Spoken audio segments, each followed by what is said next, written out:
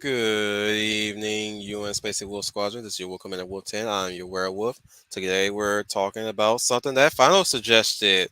Final Fantasy Fan 12, that is. Greetings you to viewers and fellow Final Fantasy fans, this is Final Fantasy Fan 12 here, and welcome back to another live stream of the UN Spacey Wolf Squadron. And today, we're actually talking about rivals today, and how to write them, and list off some of our favorite rivals. Rivalries. Or rivalries, actually. Join with us as well is the lovely Leia Val, Leia Plus Size. Good evening, everyone. This is Leah Plus Size, your lovely Lady of Valor. And I thank you all for joining us this evening for our discussion and rant. You know how we get about rivals and rivalries. So, as always, this is going to be a very interesting discussion that we're going to have. So, we hope you have some fun. So how you want to set this? How you want to set this up, Final?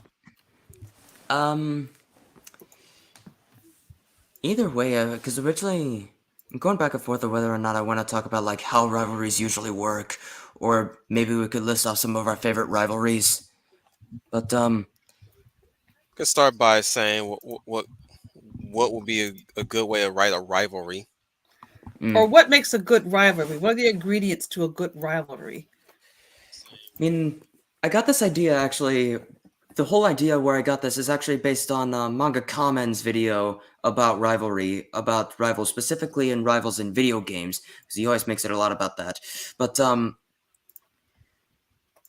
so then this is basically how rivals are normally written. What makes a good rival, in my opinion, is basically as an equal to the main protagonist. And in the case of video games, like in the case of action games, what set the blueprints for many action game rivals, Dante and Virgil from Devil May Cry, and which I will show you if you would like me to show images of the two. Go ahead. Sure, go right ahead. Yeah. All right, about to pull it up here.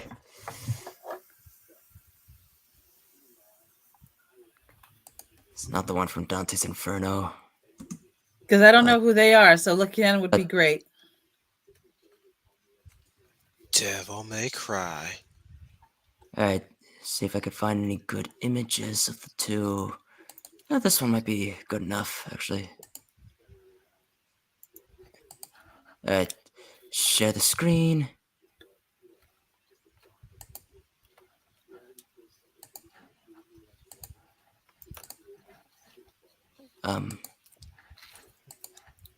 Take your time. Alright. It should come up any moment. There it is. Alright. It's these two. Alright, Dante and Virgil. What pretty much set the blueprint for many video game rivals to follow, specifically action game rivals.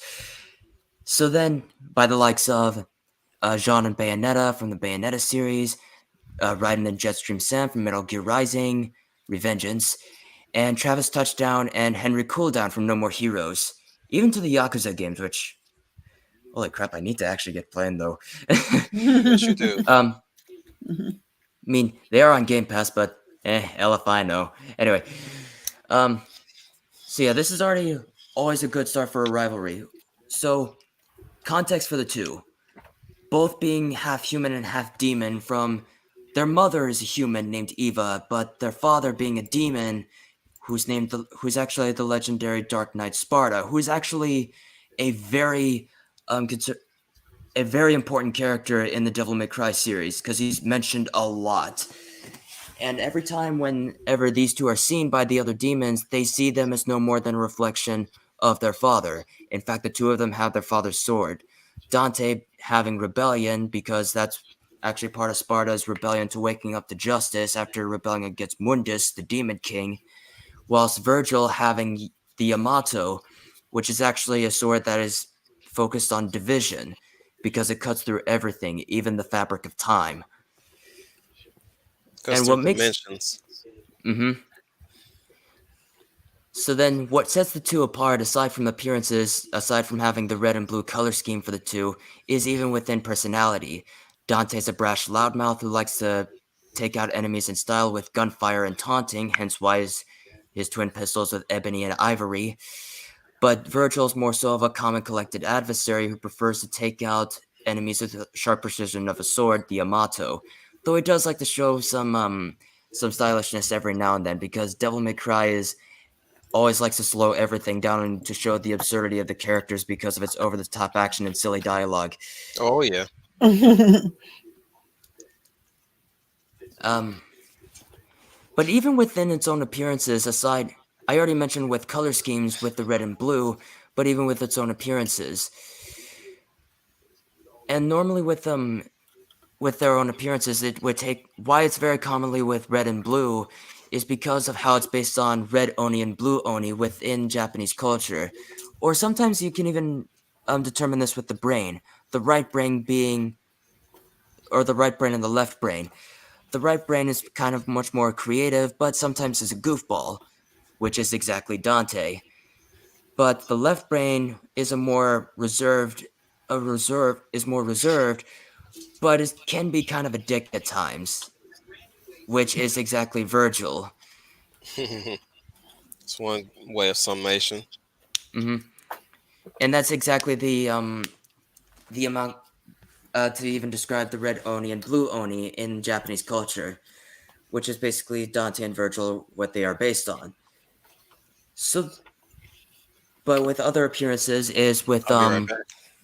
okay um is from how their own shapes from is from different shapes, usually between a circle. Shapes is normally how we actually see with different characters. Dante always having his hair down, but yet Virgil always having his hair straight up. Though a lot of the time, specifically in DMC3, that we see a lot, is that his hair would sometimes go down, which looks similar to Dante's hair because they are twin brothers born from the same father and same mother. But Virgil would always have to slick his hair back, but always having to keep his hair up.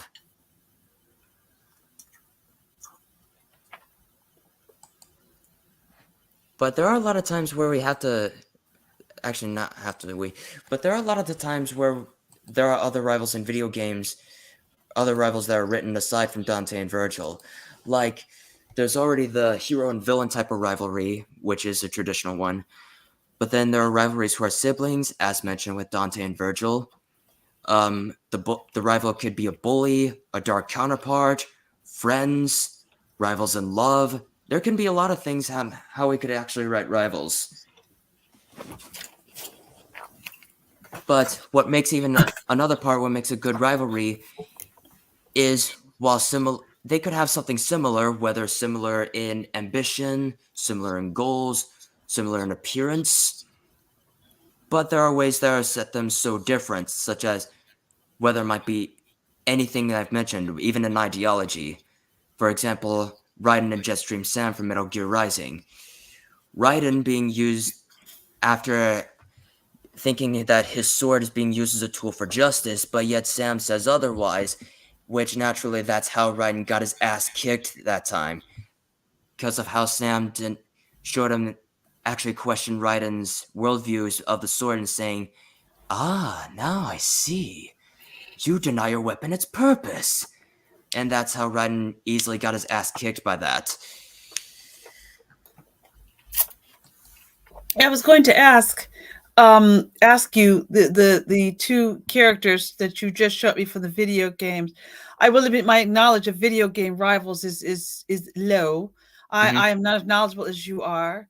But why? What makes them good They don't have to rivals? necessarily be video game rivals.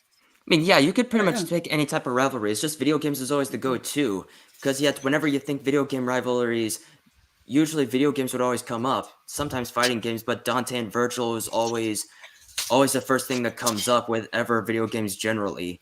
There can be fighting game rivals too, like Ken and Ryu, which is a friendly rivalry, or a fight between adversaries like Scorpion and Sub-Zero from Mortal Kombat.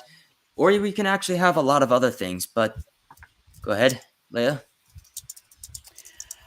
Yeah, well, my when you thought about rivalries, I maybe I can't think off the top of my head, but my rivalry always goes to the traditional, which Mm-hmm. is the hero and the villain, Superman and Lex, Mm-hmm. Captain America and the Red Skull, um, uh, It's Batman and more the of an Joker. adversarial conundrum. Yeah.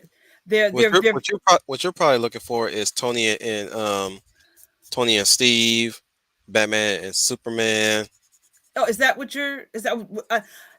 you wanted me to focus on? Is that what I the mean, rivalries we could that you That's what. wanted to? we could actually talk about many types of rivalries because I already listed off the many rivalries. Because Okay. there's the adversarial rivalry, which I already mentioned, that you also Hmm. mentioned as well from that list. But it can also be rivals who are siblings, as mentioned with Dante and Virgil. Hmm. The rival could be a bully like Harry Potter and Draco Malfoy, a dark counterpart like Sonic and Shadow, or rivals in love like Carmelita Fox and Sly Cooper, rivals who are also friends like Ken and Ryu from Street Fighter. They can be a lot of things. You're right. But I had mentioned but I guess what I had mentioned was the adversarial rival, the good and the good the good hero Basically, and the bad the villain arch and the nemesis nemesis. type, like Yeah, Sherlock Holmes versus Moriarty, is a great example of one in literature, right, exactly. Dracula and Van Helsing, you know. hmm But um or Jonathan by reading Bram Stoker's Dracula. oh yeah, Oh yeah. wait, no, Van Helsing is in that story because that's Van actually what Helsing he's is named in it. after. Yes, uh-huh, Yes, yeah. I was thinking the Uh-huh. vampire hunter Van Helsing. Oh, okay. I don't know why I You thought could, that, but yep. Yeah, like romantic rivalries. I'm just talking from the top of my head. I'm trying to name my Hallmark favorites. movies. For me, it could be lore of vampires versus werewolves, which we've seen over and over again in many movies done god awfully, like Twilight. I'm Look, getting a little sidetracked. I can't stop look. thinking like why did I stop watching Good Witch? I mean, there are a lot of times even vampires could even shapeshift into werewolves because Yeah, vampires are shapeshifters. yeah. It's according to the writer or the author and the Off story track, they're trying to guys. Stay tell. on track. Talk about Yeah. your rivalries. Well, We like are. we are in a way, like I was going to say to final, he is right. It's according to how the author wants to tell the tale of a rivalry. For instance, yeah, I said vampires and werewolves. That's low rivalry because in many different movies seem to always pit vampires and werewolves against each other. The famous The- one being Underworld. yes, the famous one being Underworld. That's the first thing that comes into my head. Those films are all about the rivalry between uh vampires and werewolves. That's a Well, it's famous more a one. blood feud than anything else. They don't really have a. That's the thing. That's the thing that killed me about the premise of how people spoke about the premise of Underworld. They said it's Romeo and Juliet with vampires and werewolves. I was like, I did not see that shit. What did you I did see? not What see kind of any. literature have you been reading? I was I like, ain't no seen. I did not see what does it ties like I can kind of see a little hint of it, but you gotta remember that the way how they told that story, there is no families specifically of vampires. There's no Mm-hmm. families of werewolves with one young werewolf falling in love with one young vampire. Maybe that was the case in Underworld Rise of the Lichens, but Yeah. even then, like there's barely any like there's barely any enough meat to really support that claim. Like yeah, you got Corvinus playing the prince in Romeo and Juliet. Like I said, I could kind of see what they're saying, but it's like maybe they're right in some ways. Because as I'm explaining this, I'm like, you know what? Okay, I can see that. I think You it know was what? when Okay, I can see Twilight that. was up on the horizon with its film adaptation. Was it? Yeah, Twilight tried to make that claim too, and I'm like, again, I don't see that shit either. I don't see how any like how any of these could be Romeo and Juliet when Bella is not even tied to no damn family of vampires at all until she becomes one part of the Carlisle family, the Cullen family. I mean, Yeah, well, I guess they're not thinking they're thinking it more of the theme of the star-crossed lovers, the lovers that are then why don't they just bring mismatched a but they fall in Starcross love. or That's Stardust? more yeah, you could say that. I think they're looking at that plot. I think they're not necessarily looking at rivalry families. It's more of they're I two just tell you people. that they don't know shit about William Shakespeare. Then No, well, no, because the writer of Twilight, as I told you, is not neither the is writers not of a Underworld. good writer. No. Well, no. Neither the writer of the Underworld understood what the how William Shakespeare operated. Mm-mm. No. Even like they had their good moments, and there are times they had their bad moments too. Well, I think they're thinking of these again. They're what I think they're trying to do. If I could explain to you, I think they're taking out the star-crossed lover tropes. They're focusing in on the forbidden lovers, the ones that shouldn't be together, but they want to be together. It's the same thing in West Side Story. They said West Side Story was basically Romeo and Juliet, but with gangs. So they're looking at that aspect of Yeah, they did that being, right. yeah, Same thing with the magical land of the leprechauns. yeah, the idea is that there are two individuals who are not supposed to be together, but they find a way to be together. But there's always something going on around them that tries to keep them apart, whether it's a war, whether it's street gangs, whether it's a prejudice. That's that trope they try to use. And in Underworld, they were trying to use that Michael and Celine were supposed to be the ones that were star crossed. Oh, one of these days we Because, gotta talk about that movie franchise yeah. again. No, we don't go to, but I'm just saying that maybe for you, and maybe you do have a little point, it was more of that because even you look at the first Underworld and you look at I can't think of his name, but the werewolf leader, the leader of the werewolf, Lucian. Lucian, was in some sort of a star-crossed lover drama himself. Yeah, So that's I what I'm think, saying. The only time yeah, that actually really the only time I ever saw that premise actually come into effect was Rise of the Lycans. right, exactly. That's I was like, exactly what it it took was. 3 movies to finally get that concept together. You're right. Okay, You're right. And I think that that's somebody, they just basically sat down and said, what if we do a Romeo and Juliet, but werewolf and vampires? That's basically what they Rise of thought the about. Lycan being the first Underworld movie directed by the one guy who did the makeup of the whole creatures. Really? I didn't know that. The director was a hmm makeup artist. Patrick Tatopoulos that was his directorial debut. Wow. hmm Not I a was bit. Wait a surprised. minute. It's Yeah, me not too. I'm To surprised at me, that. it was not that bad.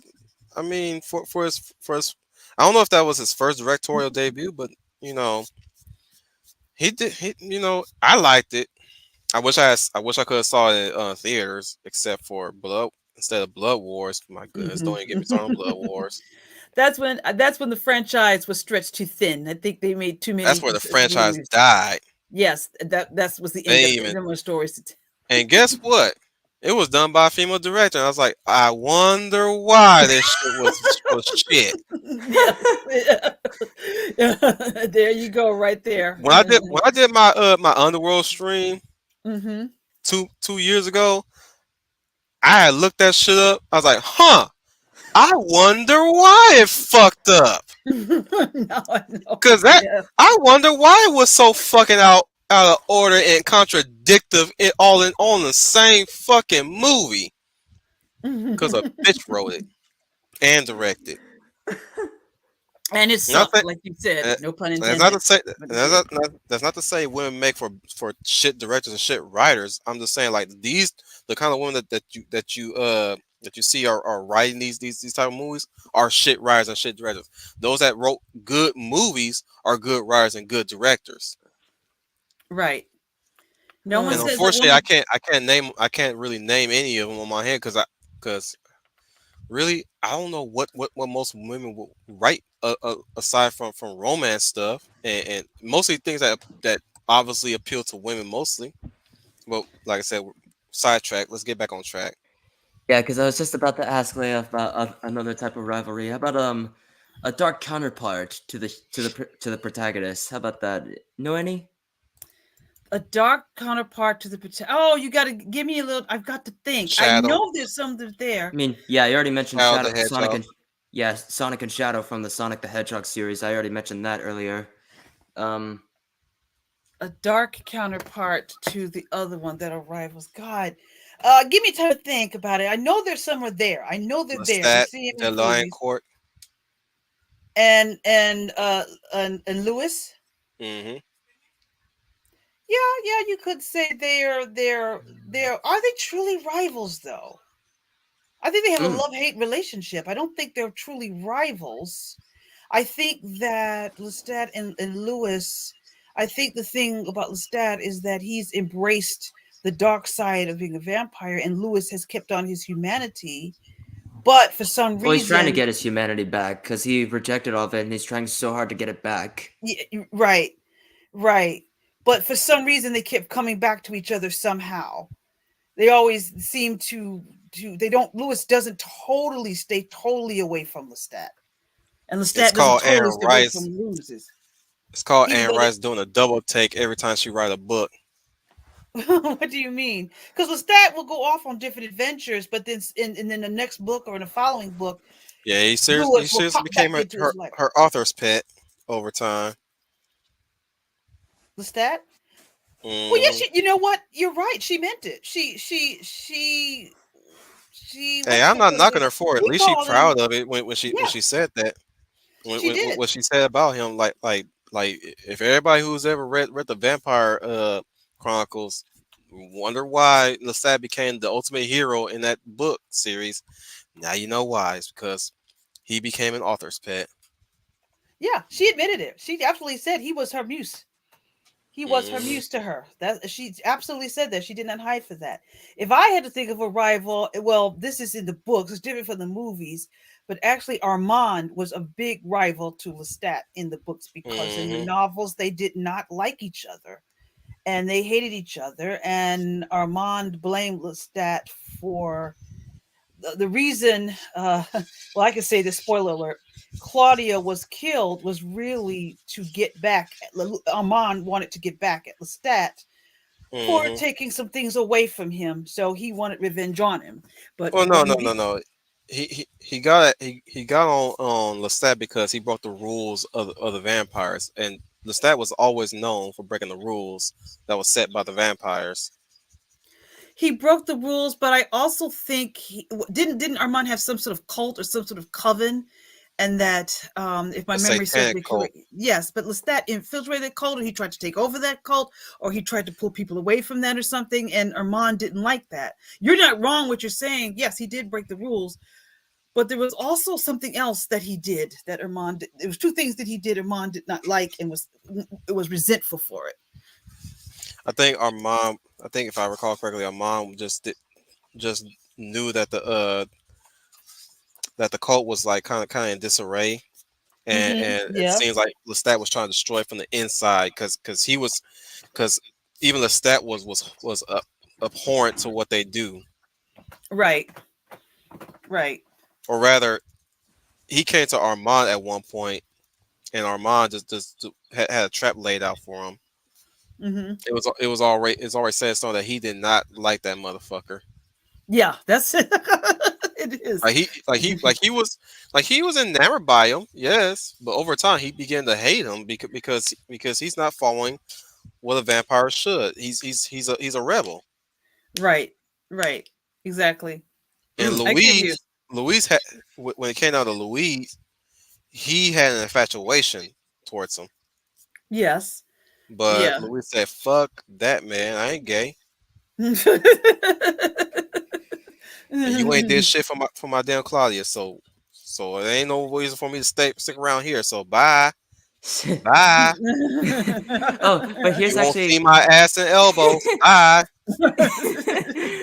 Hey, here's the. I actually just thought of a at least a superhero rivalry that where the villain is a dark counterpart, even though it's kind of a doppelganger. Superman and Bizarro. Um, Okay. That's if Bizarre can put together two sentences. No. um, I would say Booster Gold and Blue Beetle sometimes, even though they're a good friendship. Hal Jordan yeah, because it is a friendly rivalry. and Guy Gardner. Mm-hmm. I mean that's already an example of a friendly rivalry, pretty much. Nah, they outright hate each other. They're workman rivals. Guy Gardner is a dick. Hal Jordan is the Oh, man without fear. oh, I thought you were talking about I was talking about Booster Gold and Ted Kord Blue Beetle. Yeah. Those are friendly rival. But Yeah. speaking about Green Lantern now. Them Yeah. being that being Guy Gardner and Hal Jordan at sometimes. Mm-hmm. Then there's you can also say in the Justice League animated series there was you could pretty much say John Stewart and Wally West.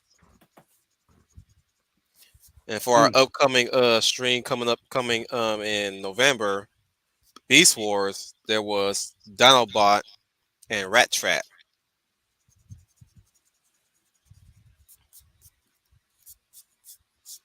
And now y'all went silent. I don't. I'm trying to. I thought you was going to explain to them again. I don't know who they are. I am not familiar with Beast You Wars. I'm. should. I told you guys to watch it. This is a mandatory watch, man.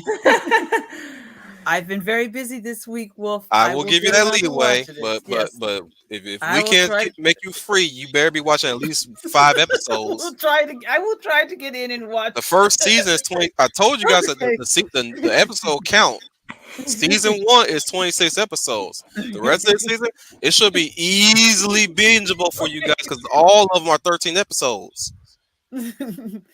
I will try. Will Bet you if try it to was get. bet you it was 90s X-Men, you'd be moving mountains on that shit. Well, yes, I will admit to that. They're one of my favorites. I will be true. I will be true. But for the sake of your soul, and to keep the peace and to make sure you are a happy person, I will No, check no, it no, no, out. no, no, no. It ain't about me being happy. What I'm saying is, I'm trying to make sure that we're not disorganized when we get there. Okay. So I Okay. don't want Matthew Flynn carrying the damn streams. I will Not do. say, not saying that he can't do it. I don't want him to. I don't want that pressure on him. This is a Okay. team effort. Okay. The principle is it's a team effort, guys. I don't look. Watch as many episodes as you can. Okay. Watch as much as you can, but don't be coming to that stream all lost. I don't know what we're talking about. I, didn't I just tell you it's on November? For every week we're doing Beast Wars each season, just like what we did with the X-Men Evolution series. So for the entire month of November, it will be about Beast Wars. Most of it, Okay. because it's Okay. only 3 seasons. We're doing it every other week. Sorry, weekly, every Tuesday, just like what we did with Okay. the X-Men Evolution Mhm. Mhm. streams. And tune in on January where we're gonna be tackling the '90s X-Men. Okay. Yeah, I'll we're be gonna there be for doing that that. season by season. Y'all better get that shit ready because each season ain't gonna.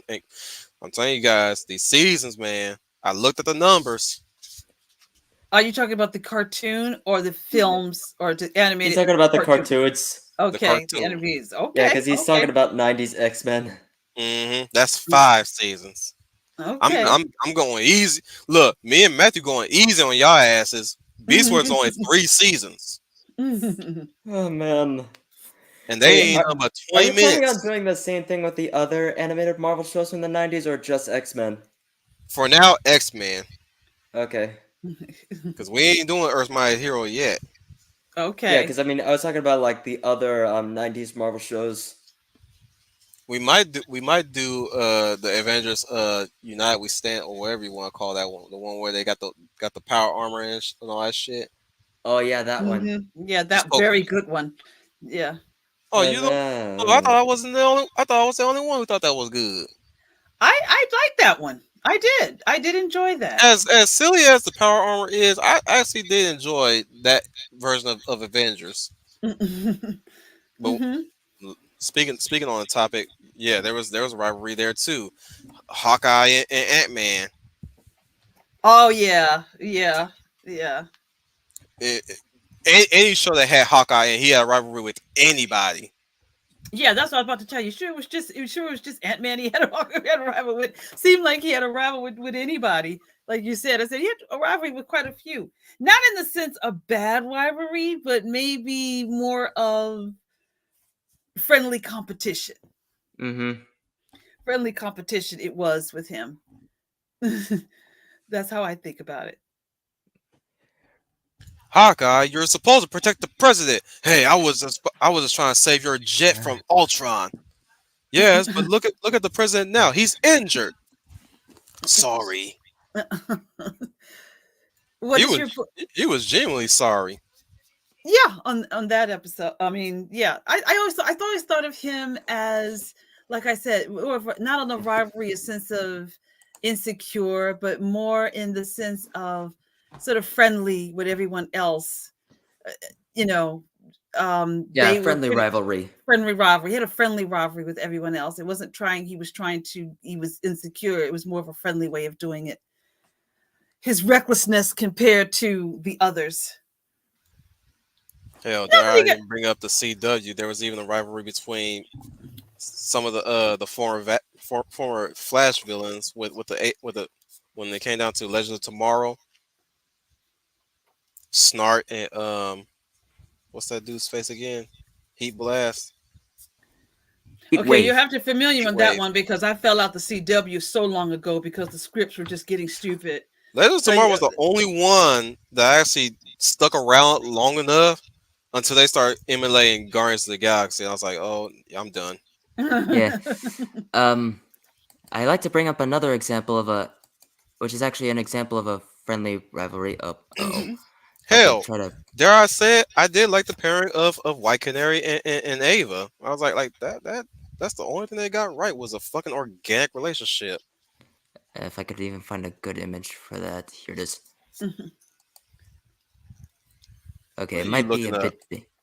As another example, an example of a friendly rivalry that I would like to share once again with the screen. If it'll come up, but oh, there it is. All right, Not without my permission. all right. Joseph Joestar and Caesar Zeppeli from JoJo Part 2, an example Oh of a yeah. friendly rivalry. Oh yeah. Who could I not forget that? mean, I know I could have already put up a picture in the manga because I do have the manga on the top of my shelf, but yeah, this is already. I always like to pull Quit this being up an because overachiever, final. no, well, are these video game characters or No. anime? no, it is anime and manga. Okay, It does have a video okay. game coming out though. Two, actually. Wait, two? Mm, I mean, I know one JoJo one Ultra is Battle R. no, I take that back. It had one for the Sega Dreamcast. It's gonna Oh, have it already have one for current consoles, and mm-hmm. it's gonna be having one coming up with Jolene and all her crew.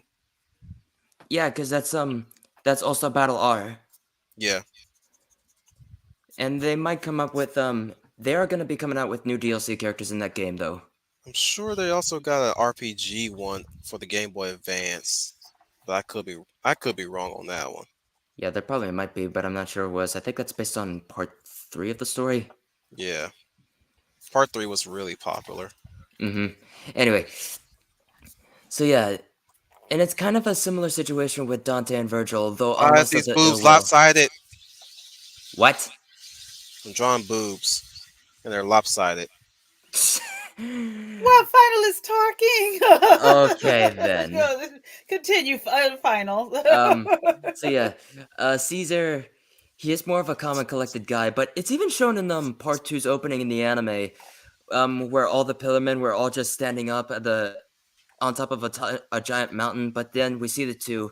Caesar is more of a serious type of guy, and yet he does take a lot of fights a bit more seriously. But Joseph takes a bit more of a cockier approach because he always likes to taunt enemies, specifically on knowing what they will say next, especially with playing with his own enemies and toying with them.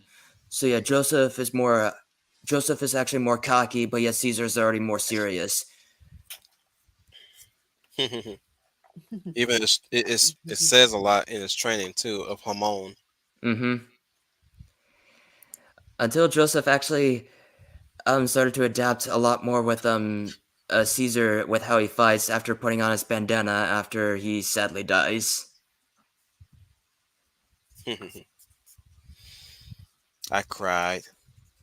I mean, yeah, it is a really sad moment in the manga, When especially you in the anime. cry, wipe Oh, away all your no. tears. Oh. You held my hand.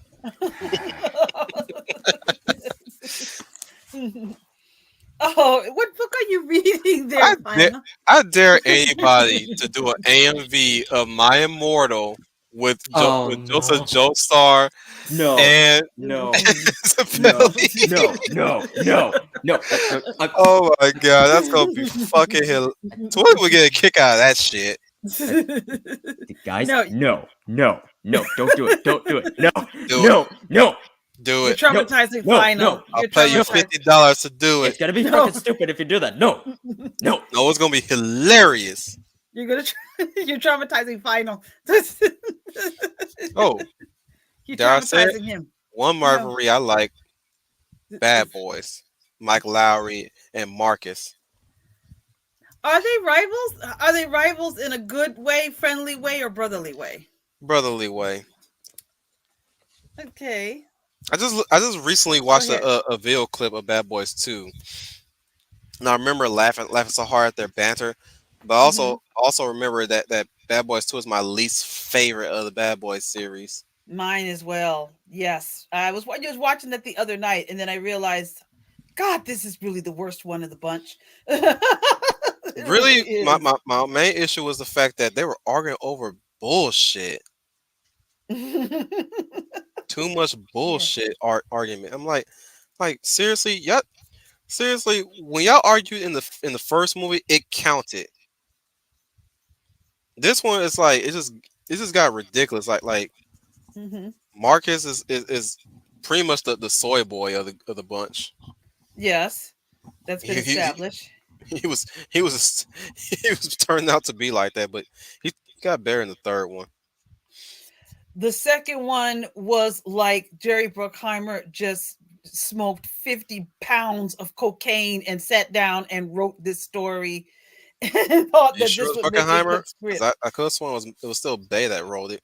Oh, Or but he's one of the two. You're probably right. One of the two. I was looking I at the think director. I guess Bruckheimer did write it, but Mhm. Bay directed it, and my goodness, it Yeah, shows. it shows in it. It is just I a. mean, granted, he did direct the first movie, but damn, But man, that first movie worked. That first yeah. that first movie worked. That first movie But worked. not every movie can be all about bad boys. They can't all be bad boys over again, Bay. Hmm. I'm just like when I went to Quit see giving Bad Boys Transformers for Life. testicles. When I And see for when God's I saw sake, Bad Boys for Life, don't make the Ninja Turtles look like they're just a bunch. Don't make the Ninja Turtles into something that they're not. well, he didn't have a hand in that one at all either. Somebody just knew how to direct in his style. No, I meant like the I know, Michael I Bay. know, Oh yeah. I know. Okay. I'm just saying he didn't direct those movies though. Somebody just knew how to direct like him somehow. That's an accomplishment right there. Somebody knew how to direct like Michael Bay. Holy shit. Yeah, sorry, Bay, but you can't top Top Gun. oh, I Can't even top. Can't even top oh Top my Gun god. Maverick. I'm glad he didn't direct any Top Gun sequels. Oh God, yes. He would fuck that up too. That would have been an absolute disaster. Yes, that's why we didn't get it. How would you know? You ain't never seen the. I know he will fuck it up. Trust Have me. you seen Watch what he Pearl did in Harbor. Pearl Harbor? Yeah, that's exactly why. Yeah, Pearl Harbor wasn't exactly fantastic either. I'm with him on how bombs drop. Okay, but everything Even else. though even though the Japanese never even fire at the hospital, despite that they had a clear shot. hmm I'm just talking about how people were arguing against him about the bomb, how the bombs would drop from the air like straight down like they're a sword or something. I was like, I believe it. Mhm. Depending on what angle you're firing on, I'm pretty sure that the bombs would drop directly like that. Give enough distance, give enough height. I'm sure it would fall down like that. Has any The thing is the only way to know is if anybody got any recorded proof on how the bombs fail. But seriously, are y'all really arguing that shit when there's a lot of shit you could criticize them on in that movie? I read that shit on Wikipedia years ago. I'm like really? That was the biggest contention everybody had was the way how the bonds fail. Okay, I can name a lot more stuff. That was the least of my And damn especially problems. from how they treat the military. Oh yeah. Well, I'm not gonna I'm not gonna use nostalgia critics' take on the military because Josh Scorcher actually debunked that shit. Mm. Being a military man himself, he can confirm that not everybody in the Navy was a swimmer. Hell, you could probably still join the Navy and not swim not once and still be on that damn ship. I'm not saying our Navy is incompetent. What I am saying is they'll take anybody who they can. Don't matter whether they can swim or not. So long as there's somebody out there to help your ass. But Humble Mario brought Rush Hour and Megatron Optimus Prime, Well, Carter I, and I, I Lee think I think with Rush Hour, Lee and the Chris Carter. Tucker Carter started off the movie as rivals, but in the end they ended up Damn. being friends Is Chris because Tucker characters not that memorable to know their fucking name, or it's just his face that's memorable? it just slips. No, no, no. It just slips. It just slipped my mind for a second there. Just slipped my Okay. mind. Sorry, because I was trying to think about what I was going to say. And they started off as rivals. You're right. In the first part of the film, they were rivals. They were because Carter didn't want to have anything to do with Lee, and Lee didn't want to have anything to do with Carter. But by the end of the film, they end up being the best of friends. So they started off as rivals, but by the time the movie come to an end, that rivalry ended, and they found out that they bonded, and then they were able to become friends and work together. So yes, this first part of the movie is a rivalry. You could say that in every way. Final, did you ever see Rush Hour? I've only heard about it, but I've never seen it. I imagine my Oh, dad you need to has. watch it. You I need Oh to imagine my yes, watch it. dad shame on has, but you. I'm not. Yes. I'm Oh not no no sure. no no no no no no no no no. We ain't shaming him. Okay. I just saying he needs to watch it. That's all. Yes. I'm gonna say if you get a chance, check it out. You'll like it. Okay. You'll I funny. mean, You'll like it. I know there was already like 3 films of the series. It's a buddy cop. It's diversity done right. Mm. That's what we all say. It's diversity. Hollywood is blah blah blind that they're the first to do diversity, but it really was diversity done right, and nobody made a big deal out of it when it came out. It was no big deal that Lee was Asian and Carter was black. We Jeez, liked did we it and we never were really fine grow with up it. in? Did we never grow out of society since the frickin' 70s? Good lord, what is wrong with people? Well, well These days they'll label Rush Hour racist anyways because of what Carter says to the Chinese people. Yet yeah, they want to turn their backs on the Chinese people now. mm-hmm. Well, the Chinese Americans that is, not the overseas Chinese.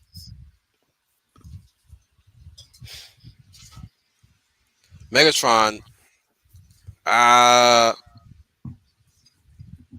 I would say Optimus' rival was Ultra Magnus sometimes. When y'all agree, Mm. we need I that more can't comment. fully I can't confirm that. comment too much. I can't comment too much on that. Yeah, neither Um, can I. 'Cause, I mean, I'm not much like the biggest Transformers fan. The only way I know about at least a bit about Transformers was the toys that I used to have since I was a kid. And I only know it through Beast Wars. I know it through the cartoons and the first film. I saw the first film, which was fun, but as far as how far back the rivalry goes, I'm not knowledgeable of that, so I can't really comment on that.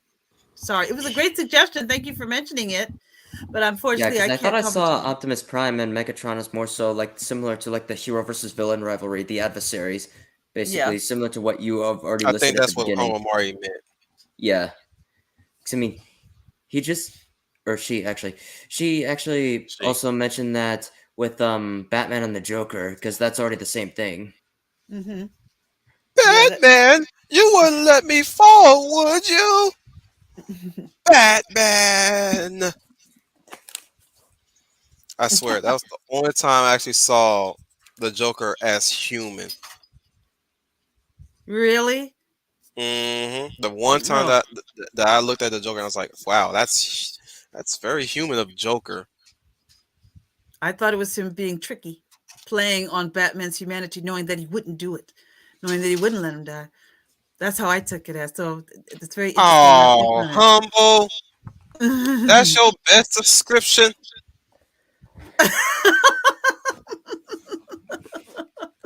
No Oh, justice, no oh, peace. oh, that's how he with the black guy actually comedy bromance. I don't Yeah, understand you this. got that Why so do people far. have this much hate? Well, I wouldn't say hate, but just outright disliking towards Chris Tucker.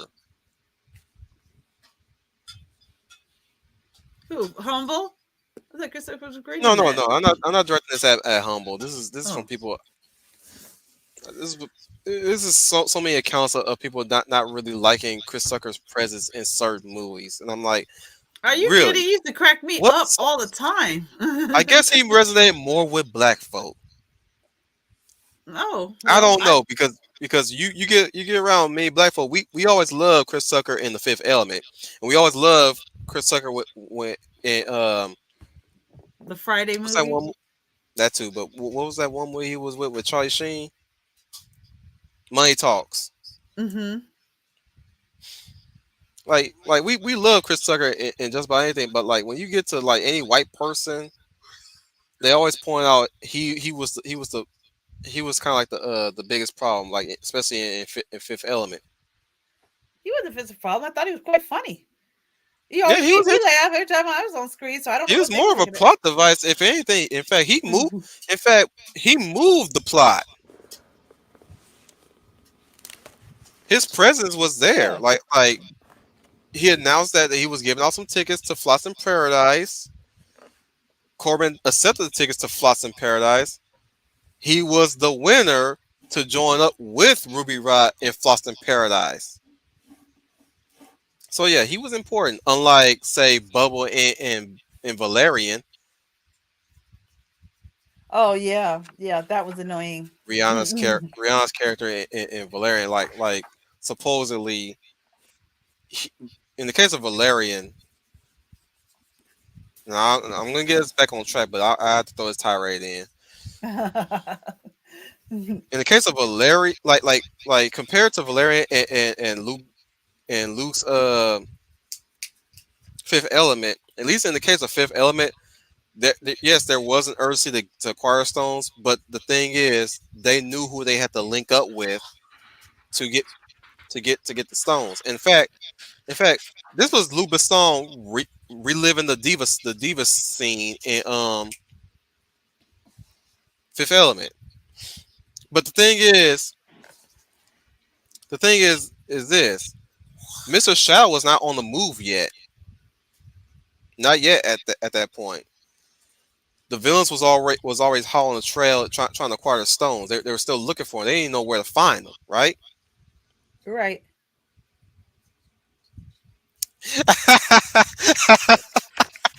don't worry, Marty. Don't worry. Everybody, you know what? Every black person don't even remember the character names either. They just call them by the actor name as is. So don't feel bad. Don't say sorry. It's It's cool. okay. But like in the case of Valerian, Lorelai just gets Lorelai in the movie, she gets captured by a tribe of aliens, right? And Valerian's got to go and save her ass. But for him to get in there, he has to get in a disguise. But in order to do that, he has to go and talk to find some alien that will help him do that, right? I have did not see the Valeria movie because I'm getting there. but you I'm go ahead getting and there. finish. But go ahead and finish your story because I But know you first, we need must watch Rihanna do a strip tease. heard about heard about that. Yeah, I'm like, and everybody, and I watched that YouTube clip once again, and everybody says it's the best part of the movie. Like, fuck you. Look, commendable The to final. Rihanna doing the strip tease and being very committed to it. But that ain't gonna make me forget that Lorelai is captured in a tribe and potentially probably getting raped, eaten, or whatever. I'm like, he's sitting here with a fucking margarita in his hand and watching this striptease. I'm like, bruh, your homegirl is still captured. Why are you sitting around enjoying this shit? You should be pointing your gun, shooting the damn motherfucking DJ, and getting the bitch out of there and go and get that damn bitch out of that tribe.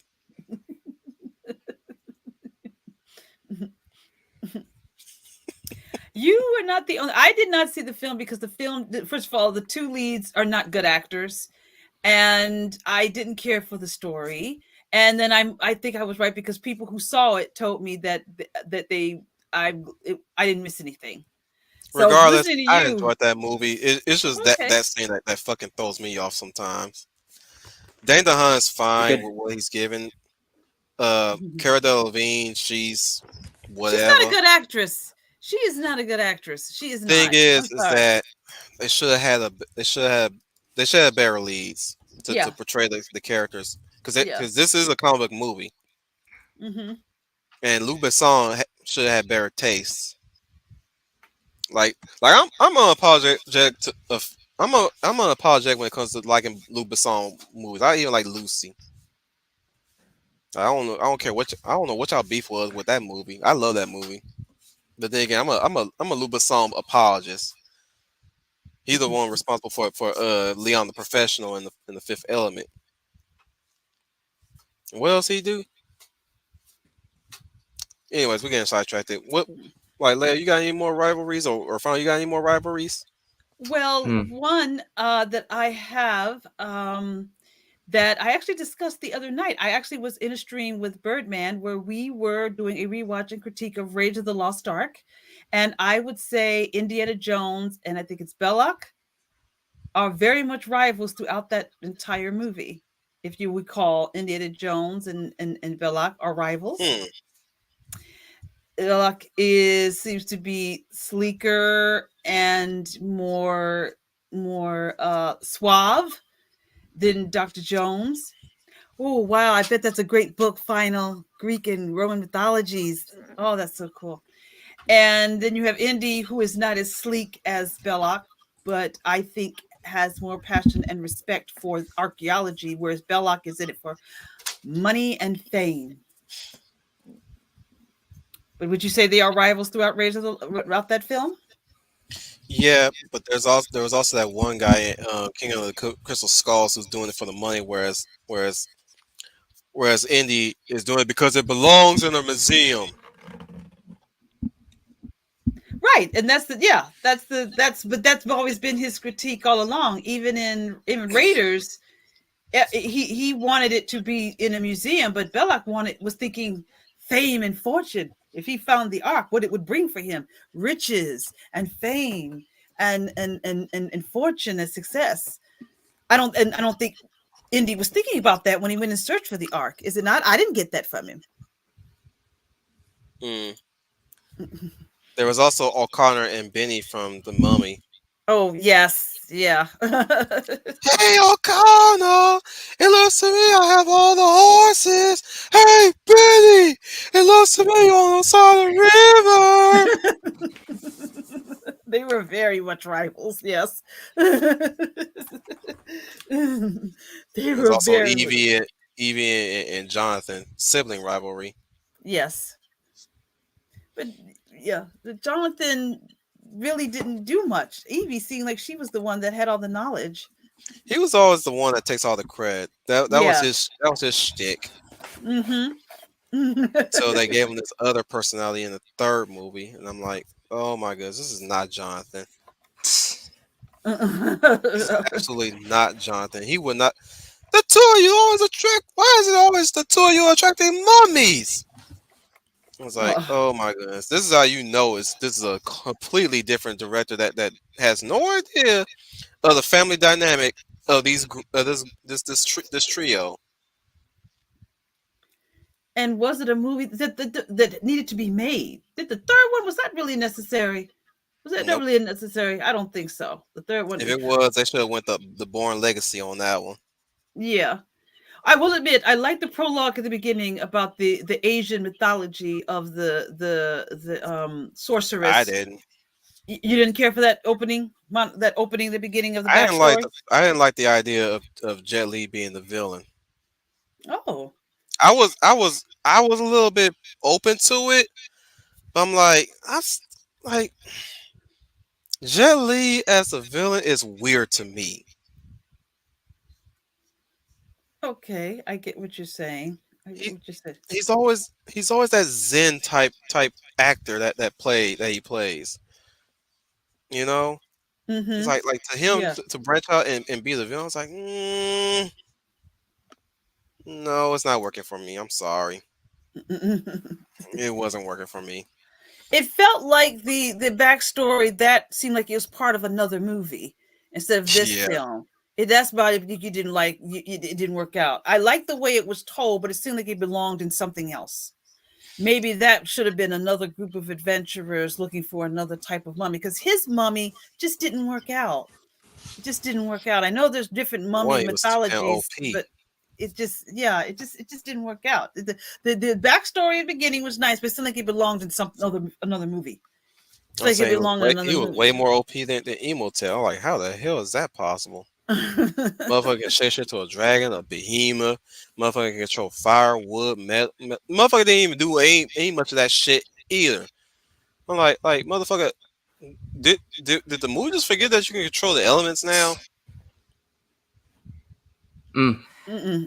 There's actually while I was reading on the Greeks and the Romans, there is basically a rivalry specifically in that scene in the film. I trust you've all seen this film, and I would like to quote it. I've had this moment in my dreams. I'll make a pact with you. With the gods as our witnesses, let us pledge that the winner will allow the loser all the proper funerals and rituals. There are no pacts between lions and men. Now you Now know you who you're know who you're fighting. fighting. Can you let me quote it? Hey, I was sharing with my brother. Hmm. Now you know who you're fighting. I thought it was you I was fighting yesterday, and I wish it had been you. But I gave the dead boy the honor he deserved. You gave him the honor of your sword.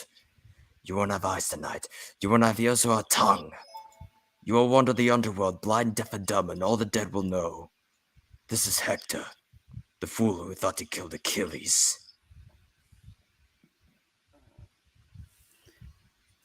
Troy? Yep, Hmm. Ah, okay. Yes. Okay. Achilles Yeah, versus Hector. yes. Yes. Well, that's a rivalry. You could say that that is a rivalry. Yep. Hmm. Also, one of the most infamous fight scenes, or And probably the actually best infamous ever. sword fight scenes in movie history. Yes. And a funny thing, when I was first recording that scene, the first time I was on the show, Wolf actually just shouted out Hector, like how he actually does before the fight started, like, Hector!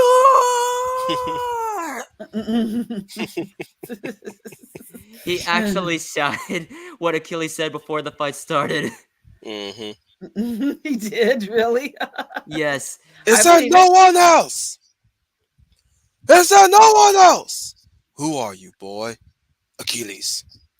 Give this to your king. He's not my king. Imagine a king who fights alongside his men. Wouldn't that be a sight? Of all the warlords loved by the gods, I hate him most. What do Oh you mean? my goodness. Oh. Oh, Red, they. Oh no, it's just from his question. In Greek mythology, wouldn't Ares and Athena be considered rivals? You might say that, kinda. Yeah, Yes, yeah, they they were are. rivals quite a bit. Yes, they were rivals quite a bit. But there's some symbolism between those two. Mhm. There's Mm-hmm. some symbolism. There. See, a lot of people like to say that Ares is the god of dumb war, whereas Athena is the goddess of smart war. I mean, Ares is the god of war, but he can be also a bit more aggressive, because, to be honest, Ares is kind of an asshole. Um, Athena, on the other hand, is always the goddess of I wisdom. was That's what only she's. trying to It's make you a great warrior. You succeeded. Yeah, because it's very common knowledge that Athena is the goddess of wisdom, but not only the goddess of wisdom, but also in art, philosophy, and justice. And That's why, strategy. and strategy, yes. Mhm. So infinite in her wisdom that the bitch cannot bring herself to stave her pettiness because a human fucking weave better than her ass could.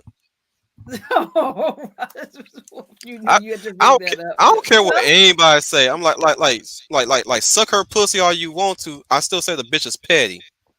well, she Why are you didn't. talking about like the Well, time when she was she involved with Aphrodite and who's the other goddess that started Mm-mm, the Trojan Hera. War? Yeah. mm-mm, Hera. It. mm-mm. Hmm. This. You're talking about this, but no, I'm not talking about that instance. I'm talking about her and Arachne. Oh, Well, Arachne dared to compare herself better than And the her. bitch succeeded. That's what I killed me. She boasted and she succeeded, and the bitch could not handle that, so she smashed her shit and caused the bitch to commit suicide. Then turned the bitch to a spider. mean, I that's like expected to be a daughter that's born from the head of Zeus.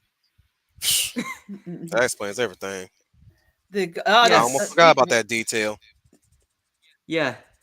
she will not be rivaled. She, Mm, I mean, mm-mm. fucking I swear, idiot. Zeus must have like a lot of children now. Athena, Hercules, Perseus, any other children he has? Hermes. Wait, Hermes was Zeus's son? I think so. He's a demigod. Wait, no, he's not. Yeah, no, he's not. I have to check back because he had tons and tons and tons of Of affairs. So bastard there's a lot Uh-huh. of children. children, yes, of children's. Of course, Hercules is everybody knows now is his son, but he had more. Yes, tons and tons of them. Oh yeah, he played the field a lot. No wonder Hera Yeah, was Athena was doomed. born from his head. Then there's Yes, Perseus. it was Perseus. And there should be more than three.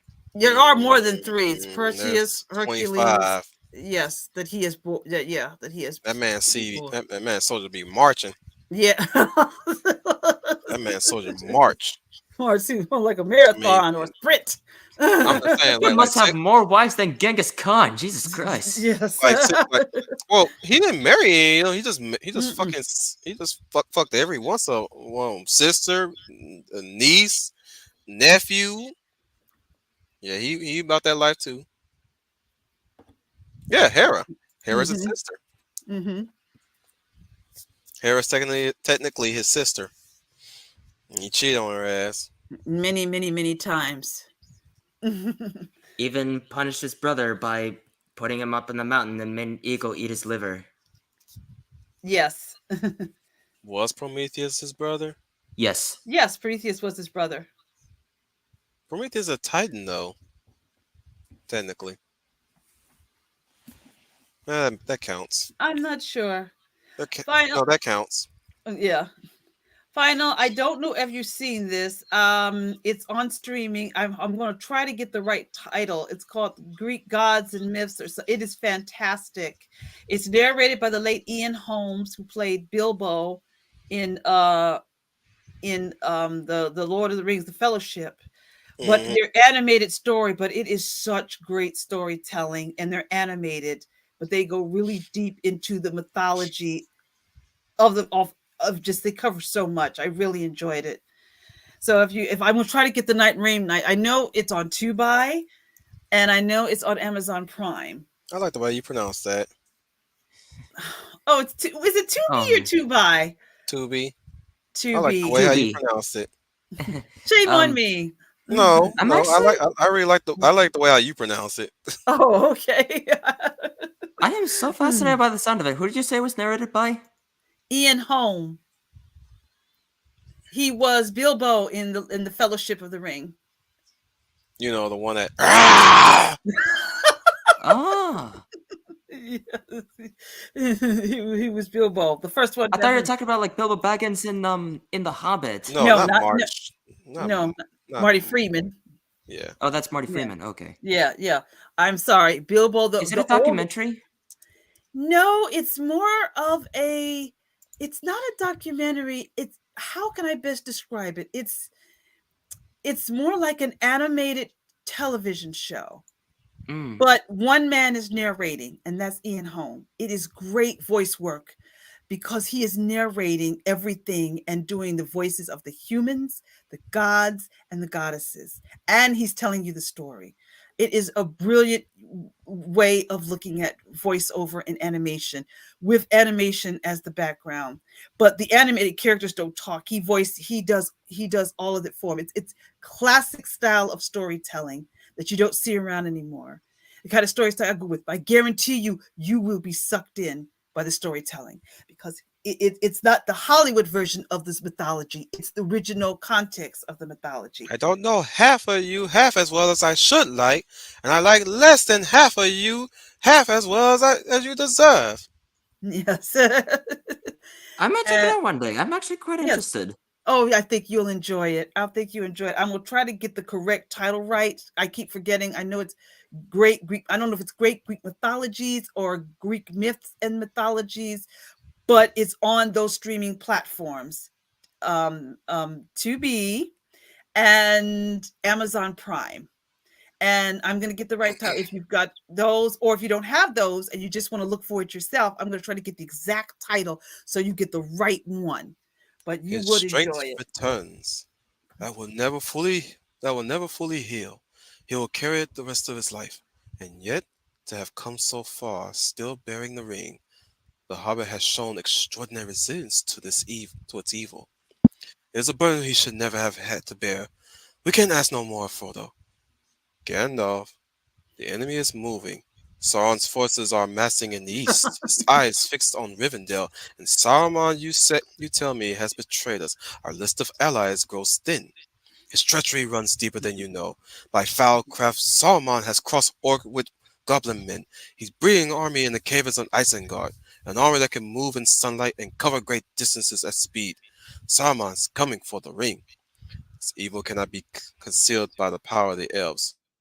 We do not have the strength to withstand both Mordor and Isengard. Gandalf, the ring cannot stay here. This evil belongs to all of Middle Earth. They must decide now how to end it. The time of the elves is over. My people are leaving these shores. Who will you look to when we're gone? The dwarfs? They toil away in cave and seeking riches. They care nothing of the chosen others.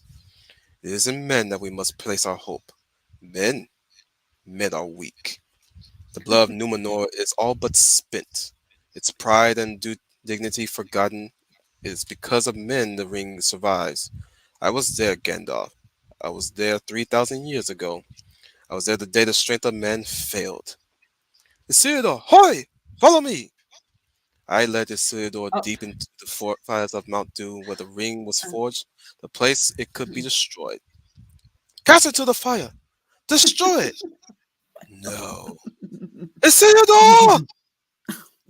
Isildur kept the ring. It should have ended that day, but evil was allowed to endure. There's no strength left in the world of men.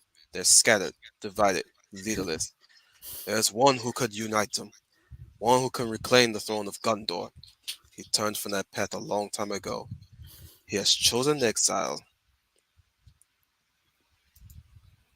I didn't want to interrupt you. You were on a roll. High final. You could add your 2 cents too.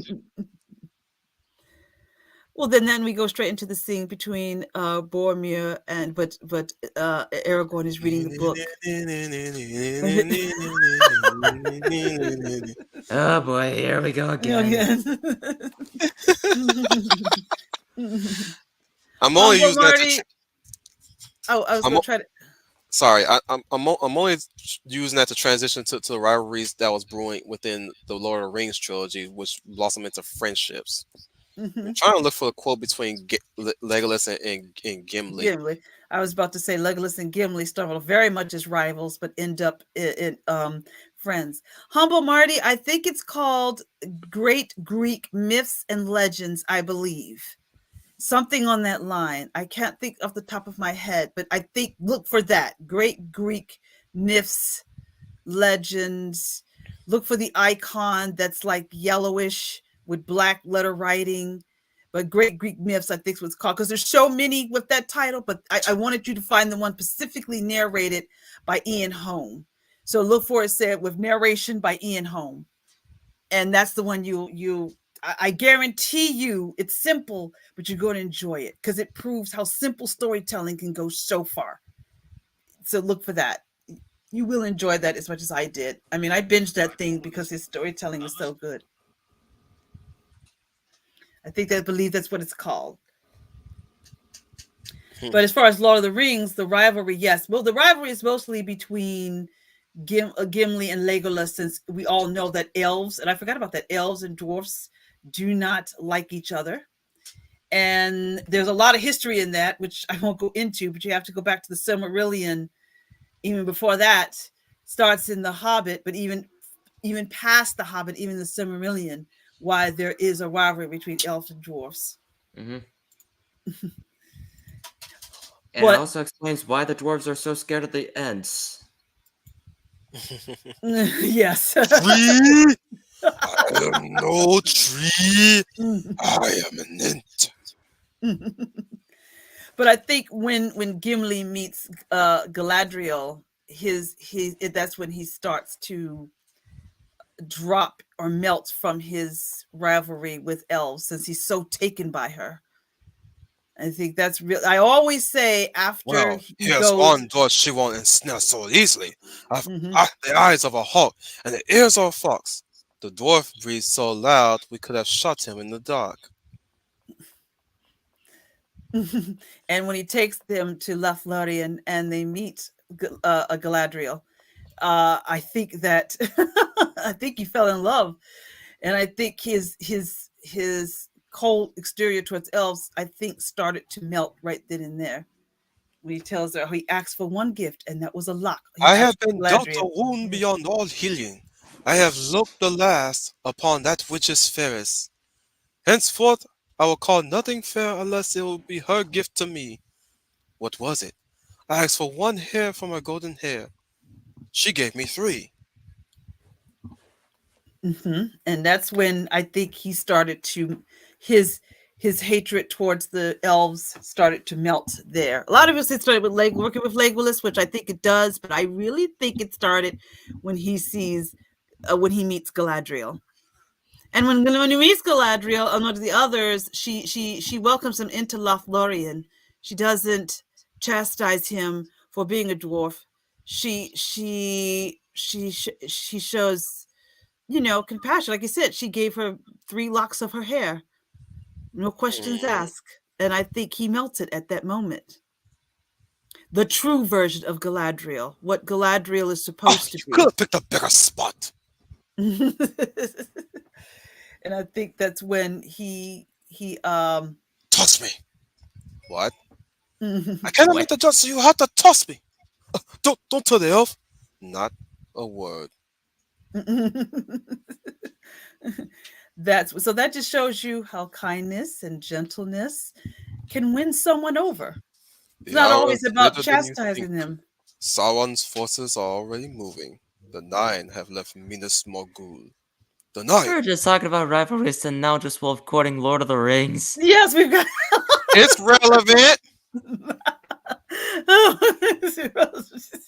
Wolf It is relevant. The Hmm. hour is later than you think. Sauron's forces are already moving. The Nine have left Minas Morgul. The Nine. They cross the river Aeson in Midsummer's Eve, disguised as riders in black. They reach the Shire. They will find the ring and kill the one who carries it. Now that was a rivalry to be had. Z- uh, um, um, Gandalf and Saruman. Saruman. I was about to say Sauron. No, Saruman. Yeah. Well, no, it didn't start off that way. Saruman was a good wizard, but was corrupted by the ring. We have to remember that a lot of the thing about Lord of the Rings that is gold is that not everybody starts off bad, but they come corrupted by it once they're in possession of it. I There thought it was are because of Saruman's pride and arrogance. That's when he decided to turn say that against again. turn to evil. His pride and arrogance. Because I mean, the whole reason why Because if you were powerful enough, you could actually use the one ring similar to Saruman, or no, Sauron. That's why Saruman wanted it so badly. You could be right. I don't think Man, you're right. that You could man be pulled a right. Doctor Strange and just felt like there was no option, no other options in the time he was searching through any available options to defeat Sauron. And you think the only I've option, come to bargain. right? Pretty And much. I wonder if that's even how Sauron built his tower that's at Isengard. Is that where it's at? Yeah. Yes. Yeah. Damn, there's barely any conversation between him and Saruman on IMDb. You failed once again, IMDb.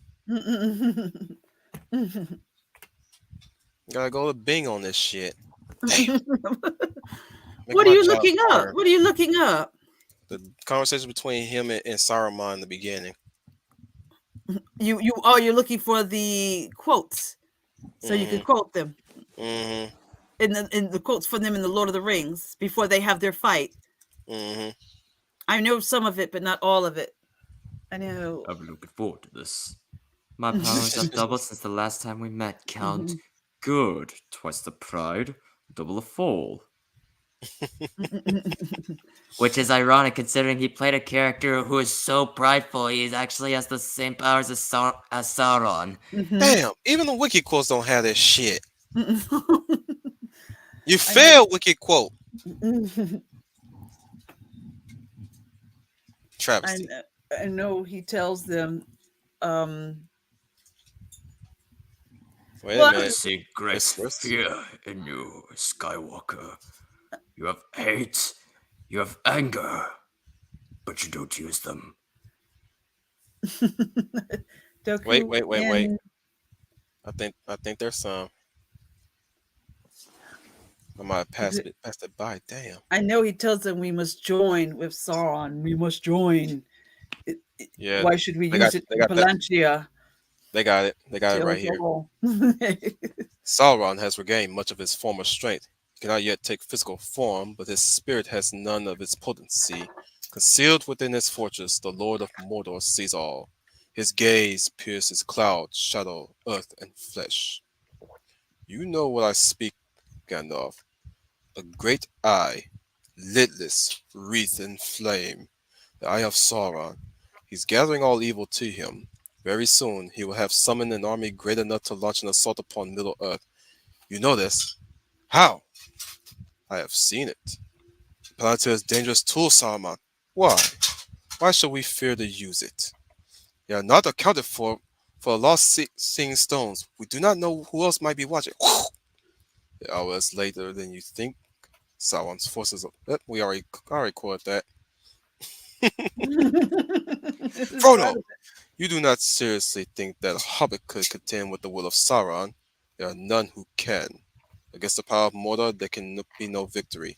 You must join with them, Gandalf. You must join with Sauron. It would be wise, my friend. Tell me, friend, when did Saruman the Wise abandon reason for madness? Ah! Ah! And,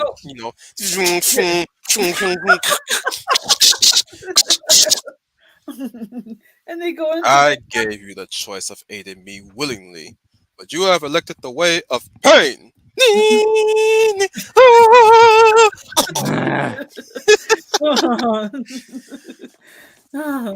I still get goosebumps when every time that happens. What, that scene? Well, it's a good scene. It, it's a good scene, and a good use of practical special effects to make Gandalf spin like that. So it's a good scene. It works. That's why a lot of people like it, and it's memorable. You Mark remember it. Mosseray, I I swear, I still just keep love using it, this webcam a lot but on the stream. Just by anytime, whenever Wolf would just like sing or quote someone or from another scene, I'd just be turning on my webcam on every single time, and yet just read about a dictionary about the Greek and Roman mythologies. Yes. Whenever this is man, you going on, better it's be just like, really reading that shit. I'm actually doing you a favor and make sure you read. I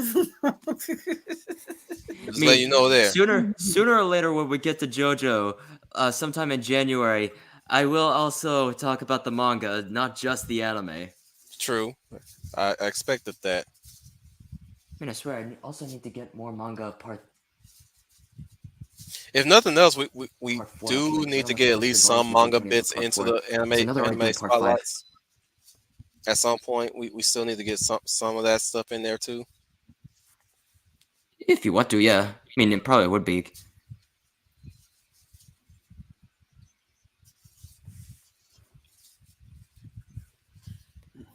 But anyway, No, after a I thought brief moment of silence.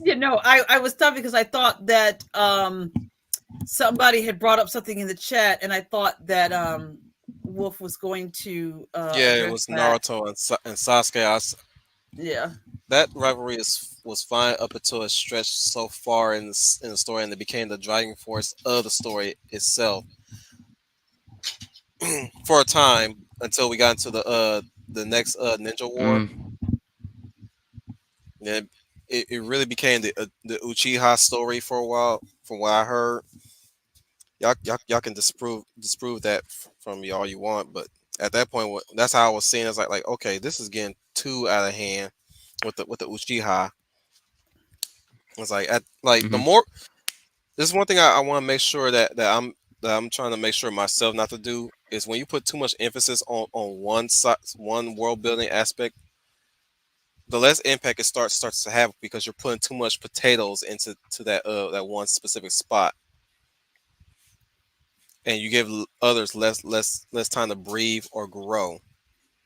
So like them putting too much emphasis on the Uchiha clan, which is yes, while they start the Ninja War now they're doubling back on what their place was, why they did what they did, and I'm like, okay, this could have just been a simple good versus evil type of aspect to this whole shindig.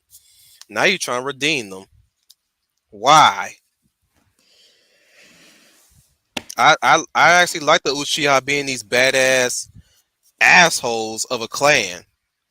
Now you're trying to say, oh, they were doing this because these clans were doing this. I'm like, don't nobody want to hear all that shit. I like the Uchiha being these edge lords of a fucking clan. I lived and breathed that shit. This is the reason why Itachi was one of my favorite of the Akatsuki. That fucker was so edgy as shit. Are good Now, and evil ninjas too much to ask? right, right. Like, whatever happened to Akatsuki just being dickwads that you need to put in their place? I I was mean, like, speaking now of suddenly rivals that are also friends, or no, not also friends, but whether rivals who become friends a bit later, I was about to bring this aspect up. Of rivals who like they start off ill will, but then eventually they become friends. But then also rivals who are friends, but later just became adversaries to one another. Um, One such example for the latter: Anakin Skywalker and Obi-Wan Kenobi from Star Wars. hmm Mm-hmm. I mean, you could already argue that with Anakin already having a rival with Count Dooku that you were about to mention, Leia, after I just mentioned Dooku twice. But Mm-hmm. in well, not wrong. You're not really wrong on that, but Dooku is more so as like one of the three faces of Darth Vader actually, because that was already the intention of George Lucas of making the three villains in the prequels to be the three faces of Darth Vader because of constant foreshadowing of Anakin's fate becoming Darth Vader. Like Darth Maul's the aggressive side, but yet never questions orders to Palpatine. Dooku's the ex-Jedi, who lost faith in the Republic, but then turned to the dark side after the loss of Qui-Gon, similar to Anakin.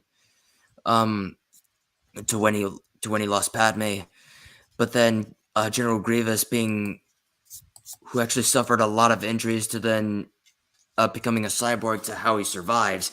That's already the intention of George Lucas, but this is already we already know this rivalry right away from um episode 4, New Hope. It Mm-hmm. says, when I left you, I was but a learner. Now I am the master. Only a master of evil doth. We already know there's already a rivalry going on because they haven't met each other in a long time, but then we already see this chemistry is starting to unfold. I mean, more particularly episode 2 because they just met in episode 1 because Anakin was still a young boy.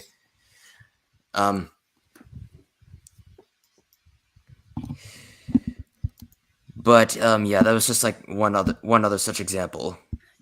No, I didn't want to interrupt you, but I want to say, yeah, those were friends who eventually became rivals, as you just said, and those what you just described Bitter with the three enemies famous, later on. yeah, really bitter enemies.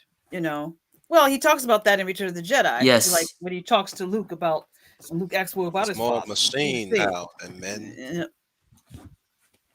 you know, and in the opening of A New Hope, he says he was a good pilot, was a good friend. So we know that at some point they had this friendship, and then in Return of the Jedi, he talks about how he There was was a the good man that he would give a speech about there's the a good YouTube man you video was your out father. there Yeah. that kind of like does a bit of a modern take on Obi-Wan's explanation of Anakin Skywalker, and they like spliced in scenes from episode 3 into episode 4, like how you like how narration goes over a flashback. Yes. They That's did it in cool. flashback form. Oh, I I was like, bet it. they blended in so well seamlessly. I was like, man, this is almost like a different movie that, or at least a entirely different format to Star Wars. Oh, it's a shame how Disney Star Wars took that too, and they fucked up Luke even more doing that shit. Yes. I couldn't agree more. I You could turned not her agree. against me. You've done that yourself. You will not take her from me. Your anger and your lust for power have already done that.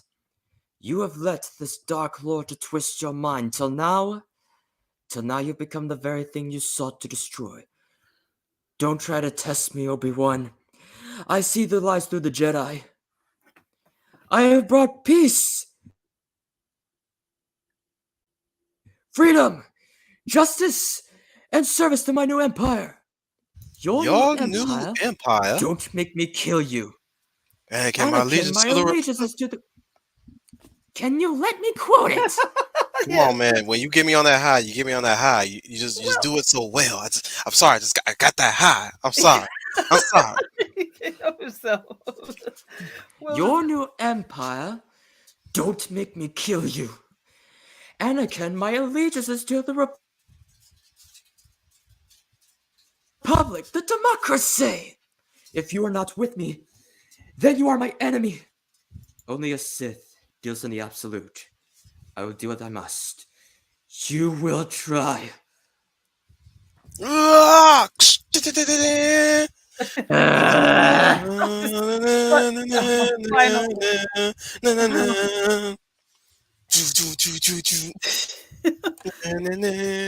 finally, finally, finally, he couldn't help himself. You got him going. You got him going. Finally, he couldn't help himself. Oh, well, if you gotta let him finish. You did your marvelous Lord of the Rings. He He wanted to did do. finish. He did. I just added the sound effects. He just. See, I'm trying to contribute to this.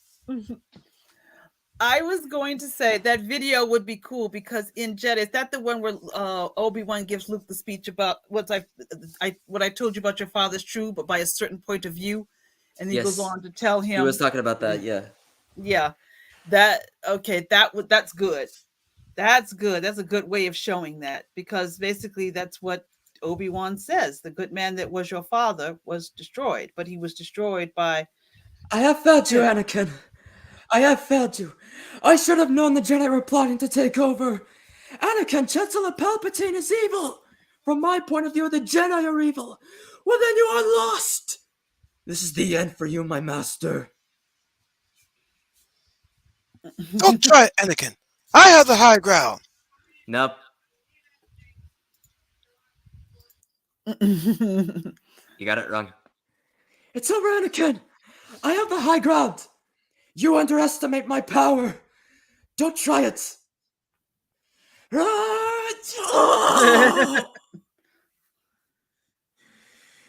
You are damn it. You are the chosen one. It was said you would destroy the Sith, not join them. Bring balance to the Force, not leave it in darkness. I hate you. I was waiting for you to say You that. are my brother Anakin. I loved you.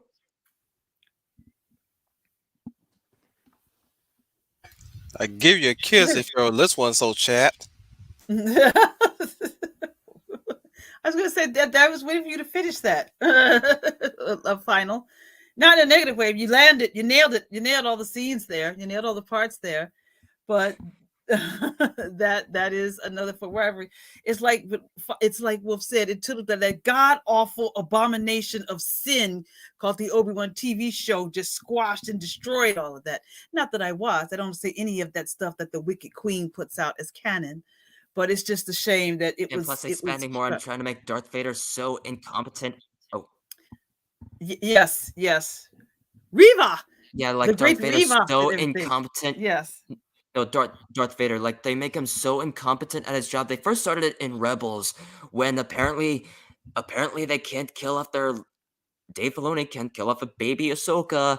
Apparently make her the equivalent to Sharpay Evans from High School Frickin' Musical. Just just be them the spoiled rich kid of the Star Wars group, but just basically never letting her die at the hands of her former master for some reason, apparently, because Anakin never got the rank of master until he became Darth Vader for some reason. Because because they explained this they shown this in episode 3 where Anakin was about to be rank of master, but yet they denied him that. Anakin took that as an insult from that. Because he never did. Because he's too selfless. He's already so caught up in that. The Jedi basically take that as just so. The Jedi just already take that as just as obsessiveness, and ultimately that's what happens to him is his obsessiveness. So then apparently he can't kill off Ahsoka apparently, and yet suddenly make him so incompetent at his own job. Even in Star Wars: The Force Unleashed, he was still at least competent at his own job by killing his own apprentice into thinking that he's actually a Jedi scum when he's actually a secret apprentice. Yeah. And where does that make sense? And they just think we're just stupid enough, dummy enough to sit there and not catch any of that. Although when we do catch any of that, then they call us Istanphobes. Okay. When we catch just how stupid all that sounds and how that makes no sense whatsoever. Just like you just described it. That's why I don't. That's a shame that they did that. That's just evil. It's pure criminal, absolutely criminal what they have done with those TV shows. I think it's on a line of just criminal. It is. There should be more. Well, it is now because first nobody bought the merchandise. I mean, I've seen stores with just all that Star Wars merchandise sitting in a bin. Nobody bought it, and then nobody really likes the show. So eventually, I always say eventually it did catch up with them. But Obi-Wan, the show, was an abomination. That was an insult. That was an abomination, insult of sin, stupidity, evil. So I don't reference that at all. Nothing in that show is canon as far as I'm concerned. Some people may think so, but I don't. Even to the point that someone said there's a scene where Reva is the one who invents the tracking device, and that gives Vader the tracking device to put on the Millennium Falcon in A New Hope to try to track them. So please. So the Imperial spies didn't just have. So that the Imperials didn't make them and give it to their own spies? No, it's according to the Obi-Wan show, Oh, wait, Reva no, she came is. up. Wait, no, she is an Imperial, actually. Mm-hmm. But She works according with to Vader. You had her tricks, but I had her trust. Trust. What was that? What was that her last impression? Trust. Why you let her die? What good were you in your cell? Who put me there? Who put me there? You know damn well who. You know damn well. She wouldn't want us to fight. Well, she wouldn't exactly be shocked. I wish I could trust you. Trust my rage. Thor, Loki. Yes, I was trying to let you finish. I thought you still had more you wanted to No, say. no, that was That's the why end I of the got scene. quiet. Okay, all right. Yes, that was I Thor guess Loki. I Yeah. guess the Dark World wasn't all that memorable. Well, it Mm, wasn't, but I still give you credit for his ticket speech anyway. And that's another rivalry we got to bring up was Thor and Loki. Very much a rivalry there. Well, yeah, yeah, well, yeah, yeah, it was oh, forgettable. yeah, It had the its rivals who are moments. siblings. Yes, Yeah, yes. rivals Oh, who are siblings. Even though I already mentioned that with Dante and Virgil because they are brothers. yes. But this, yeah, battle between brothers. This is already implies with Thor and Loki, even in Hmm. the Norse mythology. Yes, yes. There was a rivalry between them. Um, Mhm. On the Hercules TV show, Hercules and Ares were rivals. In the TV show version, they were rivals. then I was thinking of the hmm, Kevin Sorbo show. the live Well, action show with Hercules. yeah, the one in back in the day, back in the '90s, the live action show with Kevin Sorbo. Did anybody not think that Hercules and Ares were sort of rivals in a way? Oh, Maybe not. I don't oh, know. Do you remember? Do you know the one They missed a golden opportunity to have him ruling Jotunheim. He did kill his dad. who Loki Hmm. But he in the wanted myth- Asgard. Like think about it like this. He escapes from the dark world. In the dark world, he's ruling in Jotunheim to hide out there, and that's where we get to introduce Imor- Imora, the sorceress. Oh, is okay. is that the wife that he? Is that actually the girl that he actually had wifed up with and yet gave birth to Hela? Hmm. Which That is would have been funny a great way because to introduce Thor Ragnarok instead of making it comedic. you got Sivy looking like her, his gender bent self. Yes, yes, Oh, yeah. He could make himself. Yeah, is his female version of him. but still, that could have been a great way to make Thor Ragnarok less comedic. Yeah. You can have his comedic bits, Well, you but have to know. Go yeah, ahead. Well, I'm just saying like you could have had a few comedic bits. Like I always preferred Thor to be comedically serious at all times. Mm. It's I mean, like I was talking about you like could the Taika Waititi's humor is just like, yeah, all can over we the tone down place. on that? Yeah. yes. And damn it, Taika Waititi, fuck you for cheating on your own wife with two women. Yeah, that's again. I will say Taika Waititi did Thor because he hated the idea of Thor I don't think and he wanted to hated it. ruin it. I I think don't think he I likes do heroes too much. I think But go ahead. Dave Cullen put it best that he's a kid that's playing around with stuff. It's not like I don't think he did hate Thor or anything like that. It just his style of directing is just all over the place. He's in a playground at that point. Like if you look in behind the scenes, the way how he sets things up, how he visualize things, it's like a kid that's playing around in the playground. It's erratic. It works if it's his own stuff. Like I don't know if he directed Free Guy, which I No, still need to watch. he just acted in it. He did not direct it. Yeah, he's the villain in that one. Thank Yes. God, finally a minority is a villain. Yeah.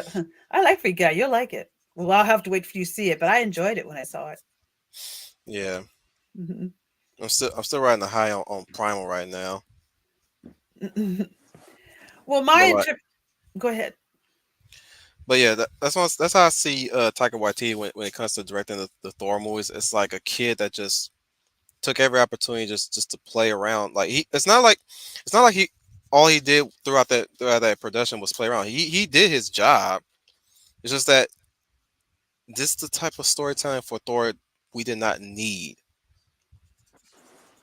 No, we didn't. It was too much. Again, maybe it's me. It's not that maybe I have a different type of sense of humor, but He's just goofy, super duper silly. childish. Yeah, Yeah, it's too it's like childish. yeah, like it was being done for a bunch of 16-year-olds, and that's not what Thor should be. No, a 16-year-old would be more mature with this kind of stuff. Right. You're agreeing. I guess it's made for, like you said, like you're making it for I mean, kids. he's got good taste in music, but that's all I can say for the man. But it didn't do anything to help Thor. It kind of damaged him. It should be taken more seriously. Like the first director of the first Thor, oh, his name slips my mind that quick. Like I said, the first movie is fine. Like I said, my only problem with that movie was the fact that the way how they Kenneth treated Branagh. humility. Yeah, How they treated who? I didn't like Kenneth Branagh's take on humility. Interesting. Like I said, I didn't like one kiss What? was all it took for him to get his powers back. That's humility. Fucking really.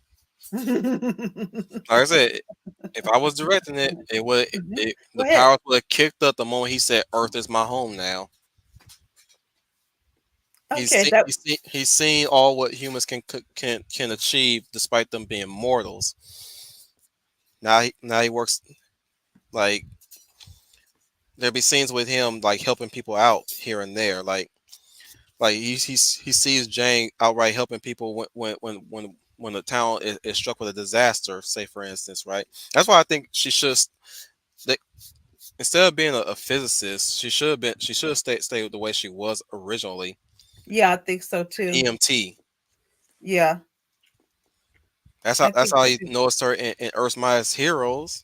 Yeah, and I was fine with that story as an Like EMT. like like it pissed me off because he became a doctor in his human form, his regular form. Donald Blake. I don't know. We're going on long enough as it is. Y'all want to wrap it up? Yeah, I think we could wrap it up. I Yeah, we can't. should wrap up now Yeah, I because I can't think. think we already talked about everything with rivals. Yeah, Yeah, and we had a little I'm fun here and there. yes, that's all I could think of for now. Until, but yeah, I think I've named all the rivalries I possibly could think of. It felt more like a chill stream anyway, so we were winging it. It's fine. Yeah. Anyways, I'd like to thank everybody for being here. Those seven or eight people were here for a while. Those eight of you and those nonsense motherfuckers that kept popping in and out. I'd like to thank everybody for being here. The love lady of valor, as always, lay a plus size. Hey everybody, this is Leah Plus Size, your lovely lady of valor, and thank you so much for coming to our stream where we talked about rivalries. If you have an idea of a subject or category that or genre you want us to rant about, please leave it in the comments. Okay, there you go. All right, you want to be smart? Take it. Okay, yeah. Okay, yeah. And it's hard. I'm sorry, I'm distracted because I haven't got a lot of hot, sexy, masculine lately. I miss it. But anyway, if you have any Cobra genre, Kai. any genre, I've got to catch up with Cobra Kai. Any genre that you want us to rant about here in the group, please leave it in the comments below. I am very sure Wolf will appreciate that. And we appreciate all suggestions. And we want to thank you all for visiting us tonight, and prayers out to if you have any family members that are in the state of Florida. Mm-hmm. I hope all is well with if you have any friends, family members, or loved ones. I really hope everyone stays safe and is okay, and prayers out to them, and you have a good weekend, and we hope to see you next week because it'll be October, and I'm very sure Wolf is going to have some fun things for us to do or rant about up here in October. So have a good weekend. But we're certainly gonna have a lot of fun on the Halloween stream.